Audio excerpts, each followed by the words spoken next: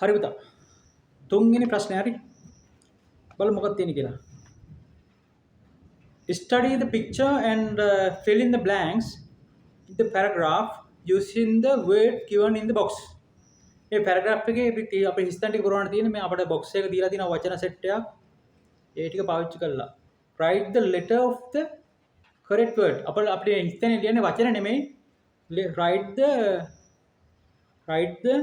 letter of the correct word. හරි වචනේ තියෙන letter එක තමයි ලියන්නේ. මෙතන තියෙනවනේ A B C D දාලා E K දක්වා තියෙනවනේ. ඒ වචන වලට සම්බන්ධ අකුර තමයි ලියන්නේ මේ හිස්තැනේ. හරි. අපි බලමු. මම මේ ප්‍රශ්නේ වලට මම ස්ක්‍රීන් එක දානවා. පළවෙනි කමෙන්ට් එකේ මම කොහමද දාලා තියෙන්නේ? ඒක බලන්න පුළුවන්. හරි. පේපර් එක බලන්න පුළුවන් එතන. හරි. My class teacher asked me to draw a picture for the art exhibition of school. හරි පුතා. My class teacher asked me. අපේ මේ පන්තියේ මිස් මගෙන් ඇහුවා. ask කියන්නේ පුතා අහනවා. ask me මගෙන් ඇහුවා. ask me කියලා සිංහල වචනයකුත් තියෙනව නේද? ඒක නෙමෙයි. ask me නෙමෙයි asked. as AD ask. ask. හරි. ask කියන්නේ පුතා මේ asked. ඇහුවා. කවුද ඇහුවේ? අපේ ක්ලාස් ටීචර්. අපේ ඇහුවා. එහෙම නැත්නම් අපේ මිස් මට කිව්වා. දෙකම එකයි පුතා. කිව්වා picture for the art exhibition of the school. ඉස්කෝලේ තියෙන මේ චිත්‍ර ප්‍රදර්ශනයට පින්තූරයක් අඳින්න.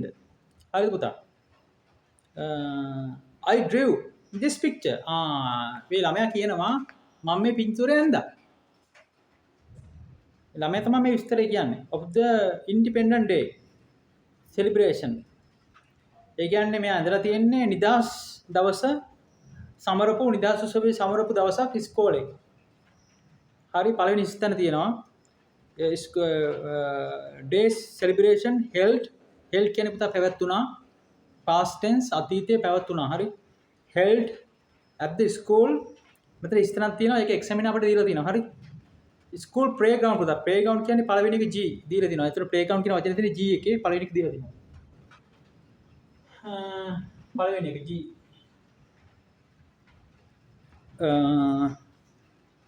held at the school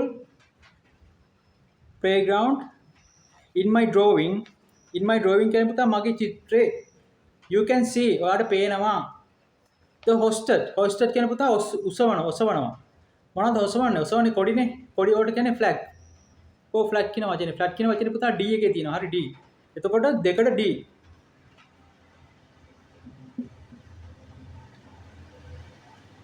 B නෙමේ sorry මේ D නෙමේ B එකේ තියෙන නෑ කොඩින් ගන්න flag flag තියෙන D එකේ හරි දෙකට D හරි flag drawing you can see the flags hosted by the පුතා මේ by the scene එකක් එනවා හරි මේ by the scene එක මම කියලා දෙන්නම් අපිට කවුරු හරි by my uncle අපේ uncle විසින් by myself මම by himself එයා ඒ වගේ by එතකොට එතන කවුරු හරි විසින් කියන්නේ නැහැ හරි by කියන්නේ කවුරු හරි විසින් එතකොට මෙතන by දැම්මොත් අනිවාර්යෙන් කවුරු හරි ඉන්න ඕනේ මිනිස්සෙක් හරි සතෙක් හරි ඉන්න ඕනේ හරි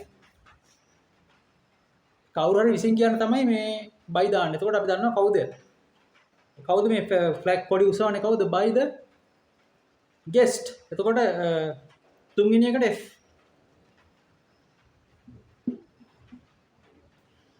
හරි.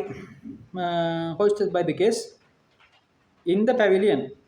Students are in two lines. මෙතන ඉන්නවනේ මේ බින්දුවේ දිනවා ළමයි හිටගෙන ඉන්නවා line දෙක. line කියන්නේ පුතා පේලි. හරි. two lines දැම්මම පේලි. එලා එන්නේ බහුවචන lines. lines කියන වචනේ. හරි. ඒක තියෙනවා K එකේ. lines. එතකොට students are in two lines. හතරට පුතා K. හතර K. in two lines to sing the national anthem කියන්නේ පුතා අපේ ජාතික ගීයනේ ජාතික ගීය හරි there are some හිස්තැනක් තියෙනවා on the table මොනවද table එක උඩ තියෙන්නේ table එක උඩ තියෙන on the table there are some on the table මේ on the table scene එක මම පොඩ්ඩක් කියලා දෙන්නද on කියන්නේ උඩ in කියන්නේ ඇතුලේ in the box පෙට්ටිය ඇතුලේ under the table එක යට ඒ ඔබ තමයි ක්ලාස් වල වෙන වෙනම කියලා දෙනවා මම දැන්ට ඔයාලට පොඩි අදහසක් දෙන්න තමයි වචන දෙක තුන කිව්වේ හරි එතන මේක on the table කියන්නේ මේසෙ උඩ බලමු මේසෙ මොනවද තියෙන්නේ කියලා මේසෙ උඩ තියෙනවා there are some මොනවද තියෙන්නේ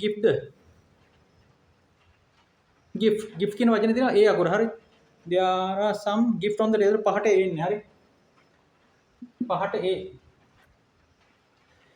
some gift on the table placed between on the table අන්න පුතා සීන් එකක් කියනවා මේ table place කියලා තියෙන්නේ මේ මේසෙ තියලා තියෙනවා හරි place කරලා තියෙනවා තියලා තියෙනවා place between කියන්නේ අතර මැද මොකක් අතර මැදද කියලා බලමු between the කිස්තනක් තියෙනවා and oil lamp. ඒතර oil lamp එකක් තියෙනවනේ. හරි. අනික එක මොකද්ද? එතකොට එන්නේ මේ මෙතන තියෙන අර මයික් එක ගහපු පොඩි ස්ටේජ් එක පෝඩියම්. ඒක කියන්නේ පෝඩියම්. හරි. පෝඩියම් කියන වචනේ තියෙනවා J වල. J. එතකොට height එන්නේ පුතා J. හරි. එතකොට මේසේ තියෙන්නේ පෝඩියම් එකයි oil lamp එකයි අතර. oil lamp. එතකොට හිස්තනක් ආයෙ තියෙනවා with the flowers. oil lamp මොකක් කරලා තියෙන්නේ? ඒකේ තියෙනවා මල් වැලක්. with the flowers flower වලින් මොකක් කරලාද decorated දැන් පුතා මේක decorated කළා මේක අනිත් පැත්තේ තමයි decorate වචන කීපයක් තියෙනවා decoration පළවෙනි වචනේ decoration decorated දැන් තේරෙනවද ඉංග්‍රීසි එච්චර ලේසි නෑ කියලා හරි දැන් ඔයගේ එක්සෑම් එකේ තියෙන decorated විතරයි දැන් මම වචන තුනක් කිව්වා decorate decoration decorated දැන් බලන්න දැන් මේ ඇත්තටම ඉංග්‍රීසි ලේසිද නෑ ඇත්තටම ඉංග්‍රීසි ලේසි නෑ දැන් මේ වචන තුනම සාමාන්‍යයෙන් දැනගන්න වෙනවා මේ එක්සෑම් එකට ඕනේ නෑ නමුත් මේක දැනගන්නත් මේ ඩෙකොරේටඩ් කියන වචනේ තේරෙන්නේ නැහැ ඇත්තටම ඒ වගේ ඉංග්‍රීසි කියන වැඩේ ලේසි නෑ හැමදේම දැනගන්න ඕන ටික එහෙම සීන් එකක් තියෙන්නේ ඒක මම පොඩ්ඩක් මේ මතක් කරා මේ වචනේ දැකලා මම කිව්වේ හරි ඉතින් අපිට ඕනේ වෙන්නේ ඩෙකොරේටඩ් විතර ඩෙකොරේටඩ් දාලා තියෙන පුතා C හරි C එතකොට මොකද්ද තියෙන්නේ ෆ්ලවර් එක මොනවාද මේ ඔයිල් ලැම්ප් එක මල් වලින් සරසලා. එතකොට හතට එන්නේ මොකද්ද decorated? C. හතට C. හරි. You can also see an ඔන්න an scene එකක් එනවා. හරි. මෙන්න මේ scene එක මම කියලා දෙන්න. මේක පොඩි scene එකක්. an. එතකොට මේ an ආපුවාම ඊළඟට වචනේ අපි දැනගන්නවා vowel එකක් එන්නේ. අනිවාර්යයෙන්ම vowel වචනයක් එන්නේ. හරි. vowel කියන්නේ A E I O U. A E I O U අයියෝ කියන්නේ නිකන් සිංහල වචනයක් වගේ නේ මේ අයියෝ හරි මේ එතකොට බලමු මෙතන vowel වචනයක් හරි vowel sound එකක් හරි තියෙන්නේ මොකේද කියලා හරි you can also මොකද්ද you can also see and මෙතන vowel අකුරක් තියෙනවා open කියලා හරිනේ open o අකුරෙන් පටන් ගන්න හරි අපි මෙතන open දාලා බලමු scene එක set වෙනවද කියලා you can also see and open behind එහෙනම් open එක scene එක set වෙන්නේ නැහැ මෙතෙන්ට මේක ඉංග්‍රීසි දන්නේ නැති කෙනෙකුට නම් මේක කරන්න පුළුවන් ක්‍රමයක් මම කියන්නේ හරි. හරි. එතකොට මොකද්ද බලන්න? You can also see and තව බලමු තව වචනයක් තියෙද කියලා එකක් හරි කීපයක් හරි තියෙද බලමු මේ vowel ලකුණකට සම්බන්ධ වෙන සීන් එක. මොකද්ද තියෙන්නේ? තියෙනවා arm chair කියලා. ඒ අකුර. අන්න vowel එකක් නේ. හරි. එහෙනම් අනිවාර්යයෙන් මේක තමයි එන්නේ හරි. වර්ධින්නේ නැහැ. ඒක තමයි පොඩි සීන් එකක්. ඒක අනිවාර්යයෙන් වර්ධින්නේ නැහැ. ඔකම තමයි එන්නේ. මේ හරි. එතකොට අටට එන්නේ arm chair. and arm chair එතකොට අටට A B C D H එකේ තියෙන්නේ අටට H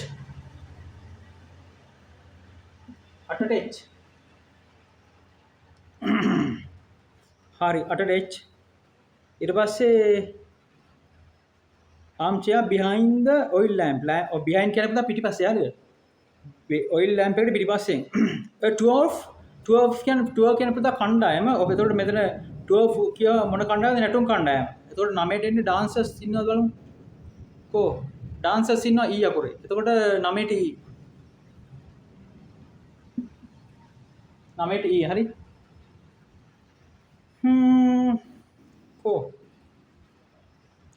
12 dancers are ready to perform on the stage. හිස්තැන තියෙන stage. එතකොට open එන්නේ. වෙන දාන්න වචන නැහැ මෙතන open එන්නේ. open stage.